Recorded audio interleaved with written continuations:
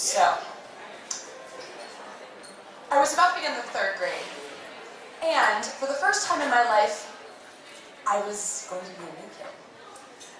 My family had just moved from Texas to Pennsylvania, and the first day of school, I realized my new teacher does not have any idea how awesome I am. Because my teachers at my other school for the past 3 years were building up their knowledge of my brilliance. And I have to start from square one in grade 3. Okay? Big problem. So, I think, what can I do to show my teacher that I am smart, smarter than the rest? First week of school, spelling test. I'll write my spelling test in cursive. I've never learned it. But I know that adults use it to sign checks. And I think it's like a secret thing. So I'll show them how avant-garde I am by trying to do this. So, well, after I was held after class, my teacher told me that everyone else actually had learned cursive in 2nd grade. And I missed the boat because I was the new kid. He thought I had mental deficiency and couldn't even spell my own name. So, first week of school, okay. Retrograde a little bit, right? So, anyway, what comes next? My parents, they realize, they know that I am better than the rest, right? But I'm a 3rd grader, right? You can see now I'm 6'3". I'm very awkward, and I'm like fully wide at this point. Okay, it was horrible, clacking around, right? But the smart kids at my school had an amazing presence, and I wanted to be with them. When they left school, when they left in the middle of the class, to traipse off to their secret lair to solve the world's ills, I wanted to go, right? And I wanted the opportunity to prove to my teacher that I was smart. So, the time finally comes. Gifted class placement. IQ test. Yes, guess what? I'm one of the 10 students chosen to take the test. Despite what my teacher thought, which was that I couldn't even write my own name. So, the day the test comes. I'm all titter all day. 1 p.m., my name is called, I rise. I traipse off into the hallway where the guidance counselor leads us to a secret mystical place in the 3rd grade, the principal's boardroom. Yeah, that's right. Okay. Big, long, mahogany form like a table. Higher than normal. 10 beautifully upholstered chairs. We take our seats. The trumpet sounds. We have like we have a test like the size of a stack of pancakes in front of us. And the test begins. I love tests. I was like, boop, boop, boop, boop, filling each blob, filling in each circle, all the way. We went through the pattern recognition, synonyms, love that stuff. Doing my thing, just whizzing past everyone. And then I started to kind of lose my momentum. And I don't know what the problem is. And I realize I have to go. I have to go. In the 3rd grade, unless you're just joking around or trying to gross someone out, anything having to do with the urethra is off limits in conversation. Raise your hand if you did not know that. Okay?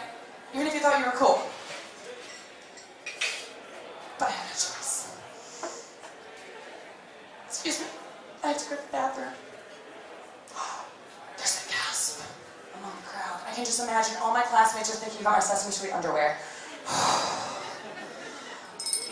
Hold my ground. The teacher says, "You're not allowed to leave the classroom until the test is finished, but I have no choice." No, I looked back down at my desk, and I realized, you know what? I'm smarter than everyone here, right? Why would my teacher let me leave the room? What did she think I was going to go do? Look in my own brain in the bathroom to figure out how smart I was? This is an IQ test. You can't cheat on an IQ test, right? I realized, you know what I'll do? This chair is pretty big and nice and voluptuous. I'll just put right into the chair. No one's going to notice, right? Well, if this was the logic portion of my IQ test, I would have failed inevitably. Because I came to realize that day, no matter how voluptuous your chair is that you're trying to pee into, no matter the softness or thickness of that beautiful principal's chair. Pee experiences an uncontrollable urination, especially after it's been held longer than is recommended by a doctor. But I just went with the flow. Even when it started to patter on the floor. Next thing I know, the nurse is grabbing me out of my chair. We go to the nurse's office. The nurse says, do you have to go to the bathroom? You can stop in the bathroom on the way there. I was like, are you kidding me? Right? Go into the nurse's office. What's your home phone number? I'm a new kid. I don't know what my home phone number is. Dude, I can't even spell my own name in cursive or use the potty. Are you asking me what my phone number is? Okay, get this. I gotta go fast, I'm sorry. The only phone number they have on file at the school is the home phone of my father's boss, aka the father of my biggest crush. They call his house and leave a message on his answering machine. Could you bring Joli a pair of pants? She wet hers today in the principal's boardroom.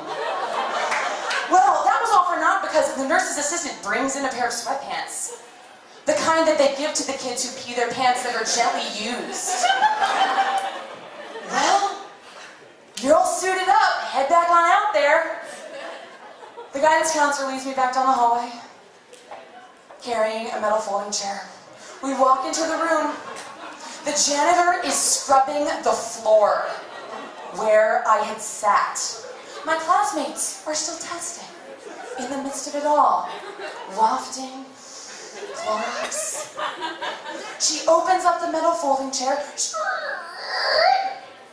and in my beautifully newly sweatpants legs, I sit down in my metal folding chair amidst my colleagues in their beautiful, beautifully upholstered thrones. She says, you have 30 minutes.